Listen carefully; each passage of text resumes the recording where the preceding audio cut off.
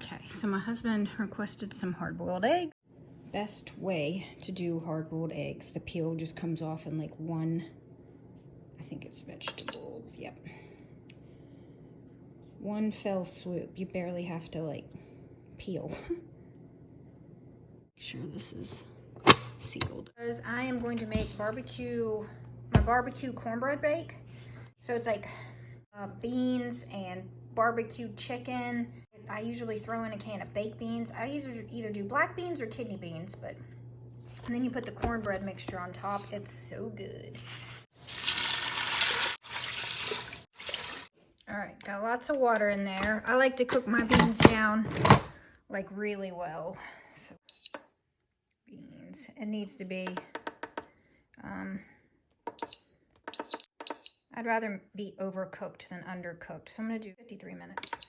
All right.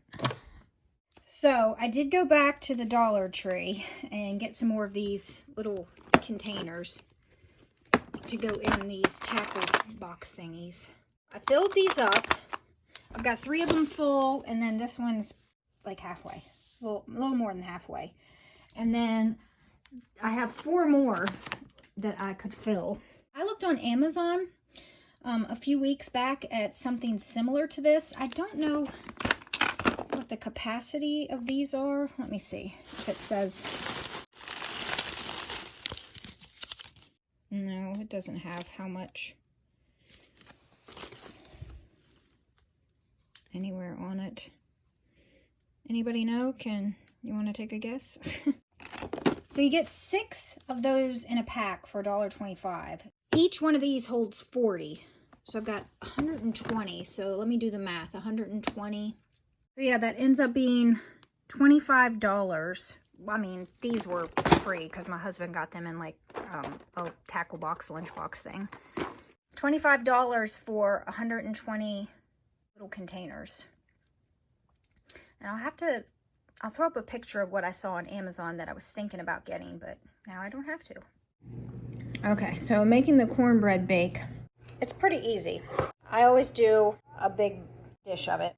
And I always put extra beans because I'll use a couple of cans of these Bush's country style baked beans. And it's very saucy, so you can always add extra beans to it. So I usually have some beans ready to mix in. You know, it just makes it go a little further. And then I have my chicken. So I'm going to mix my chicken in there. And then I'm going to mix in some more barbecue sauce. It smells good. It really makes that flavor cooked into the meat. This is my favorite way to make the barbecue because it's just, the meat is so full of flavor. Ooh, ooh. Make a mess of myself. That's a lot of meat. And I might have to make 2 batches of this. You're gonna preheat the oven to 350. I'm gonna just mix the meat in a lot.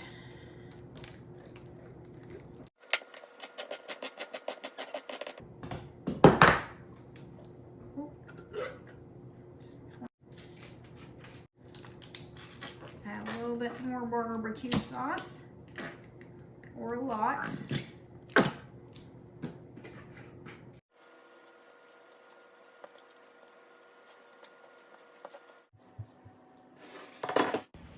So I did end up separating in this into 2 batches because it was just so much. So since I was making 2, I did end up making 2 different boxes of the cornbread. And I like to doctor up my cornbread, so there's the recipe I use. But I just kind of eyeball everything, but I will put the actual recipe to how I doctor up my cornbread down in the description. But you can totally make the recipe that's on the box, and it's still just as good. I've done that too, but I like to add in a few extra ingredients. It makes it extra yummy. So you add some sour cream, milk, vanilla, a little bit of honey. Who doesn't like to add a little sweetness? A little bit of brown sugar. more sweetness, and then stir it all up. Oh, and you definitely don't want to forget the butter, the melted butter. Then you just layer this all over the top of your meat and bean mixture, and you put it in the oven at 350 for, I usually have to cook mine for about an hour, but just keep an eye on it. It all depends on the thickness of the layer of cornbread that you put on the top. A little slightly overdone, but it was still delicious. I mean, if you like it golden like this, then it was great. It was delicious. We ate one up in just a couple of days, and then I froze the other one. And I freeze it in portions, so we just take one out as we desire it. Okay, guys, so it's the next day. I'm not even sure where the last clip is actually. My vlogs are sometimes all over the place. I hope you're okay with that. But like, when I do something, sometimes I'm just like, oh, I'd like to share this, so that's what I do. But I wanted to share this as well. But look, this shirt my husband bought me. It's tomatoes of all different colors. I love it. This is a tomato shirt, so I'll be wearing this a lot. Filling up more jugs with dirt, and I am doing some more winter sowing. So I'm going to do a few of the Ziploc baggy things I'm going to show you. So what I did is I just took a pair of scissors and I just cut slits. I think I did like 4 to 5 all the way across the bag there for drainage. And then I'm going to take these and fill these with dirt, and then my potting mix on top before I sow the seeds. I try to recycle my Ziploc baggies, so this is an even, you know, when they're out of commission, like when they start to look kind of really raunchy, this would be a great way to even recycle them even further. I'm probably not going to do a whole lot of these this year because I don't want to buy new ones to do it, although I might. I don't know. It depends on how much I decide I want to winter sow. Oh, and I did do this to Bob Ross. Remember, I don't know if I said in one of the vlogs already that I think he's leaking from the bottom, so I'm trying to maybe seal up his bottom. And so I just used some of this, what was this? Spray enamel? I don't know if it'll work, but I cleaned him up because I forgot to water him. He's supposed to stay full of water. That's what the hole is. You fill the hole with water and keep him full, and that's what waters the chia seeds. But mine kept draining out, so I kept having to spray him. I forgot about him for a few days. Now, if he was full of water, that wouldn't have mattered, but because he drains out the bottom, it did matter, and his hair died. His hair died, so I'm gonna start over, do it again. Same process as before, just I'm hoping that by sealing the bottom, maybe he'll stay full of water. I don't know. We'll see. I don't know how to fix that problem, but he's supposed to stay full of water, and he doesn't. So when I did my winter sowing video, I did this inside. You really shouldn't do that. So I'm outside working on putting more drainage holes with the soldering iron in the bottom of jugs. Do this outside. Okay guys, so I'm out on the deck here. It's a beautiful day. I'm not used to this bright light. I'm like squinting so hard. Just wanted to give you a view of some of the stuff that I'm winter sowing today. Give you a little quick. Some marigolds from Steve. Some more marigolds. Salvia, just a bunch of different kinds of things. And then I wanted to tell you about, so I've got 22 more jugs. I did, I think about 15, 16 already and took them down into the pile. I'm going to finish these up, and then I'm also, so these are the white jugs. This is an experiment. I'm not sure if you can winter sow in white jugs, but we're going to try. So I'm going to try just some things that if they fail, I don't care. Free seeds from Baker Creek, this, let me see if I can grow carrots.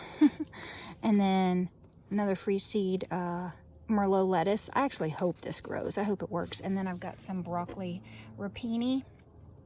So we're gonna try and see if there's enough light that goes into here that I can winter sow in jugs that are colored, or I mean, that aren't clear. And then I've got my 2 bags here as well. I need to figure out what do I want to put in the bags. Now, I pulled up a picture. See, they're already I wanted to put the dirt in, it got condensation happening in there. But like these bags are pretty big. Like I bet you can get them even bigger, but they're nice and tall. So whatever grows in there can, you know, grow up pretty high. So I don't know what I want to try in those. I might do this red Reuben basil because there's a bunch of seeds in there. And then in the other bag, maybe I'll do, oh yeah, I'll try out Steve's marigolds. So I won't plant them all. And if the bag's a failure, because this will be the first time I tried the bags, then I'll still have some marigolds that I can replant in a different manner instead of cold sowing or cold starting them. Okay, so I just wanted to show you that. I'm gonna keep doing what I'm doing. I'm pretty excited about that blue balloon flower. There's like, I only got a few seeds, so I'm really hoping that this germinates. Same with the milk thistle. These were a trade, so I'm hoping that I get something. All right, guys, looky there. So yesterday I sprayed him, let him dry all day, and then today before we went to Lowe's, I filled him up to the top with water, and look, he's not leaking. He's staying full of water. It worked. So this spray enamel stuff, I did like 2/3 coats. I like didn't let it really dry. All right, cool. Another thing my home canned chicken is good for is buffalo chicken dip. Let's see if I can get this in here. So I've got the 2 blocks of cream cheese, some buffalo hot sauce. I'll put in a couple of cups of sharp cheddar cheese, and then this can of chicken, and it is going to be so good. So per usual, I'm sitting here buried in seed paraphernalia, but I just wanted to show you that I've started to, so this was a big old, and it's still not even full, so you can see just how many seeds. That's a lot of seeds. And I did actually not put all of them in these, because ideally you want to keep your seeds in something that could absorb moisture, so these are actually better than like plastic baggies or this, but since I plan on trading these within the next year or so, I think it'll be okay. But I am keeping, you know, about 20 to 30 seeds in each packet just for my own stash, so I'll keep those separate. But this is going to be my trading, because it'll just be so easy to just be like, oh, which one do they want? This one? Okay. So I've got some of them labeled here, and I'm packing up some seeds for a trade I just did. And there was one more thing I wanted to talk to y'all about. So I had a friend of mine tell me this is what he was going to do.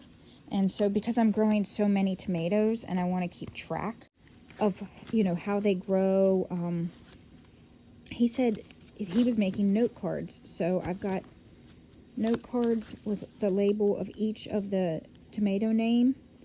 And then as the season goes, I can just jot little notes down on the front and back of each of their cards, you know, writing whether, you know, at what point it got disease, what day it was that I saw my first fruit set, how long it took for them to ripen, you know, just all kinds of information. I'm sure there's more important things that I can write down on here, but like, I'm just thinking about a ripe tomato right now. I'm sitting here writing all of those out, and it's a lot because I still have to do the micros.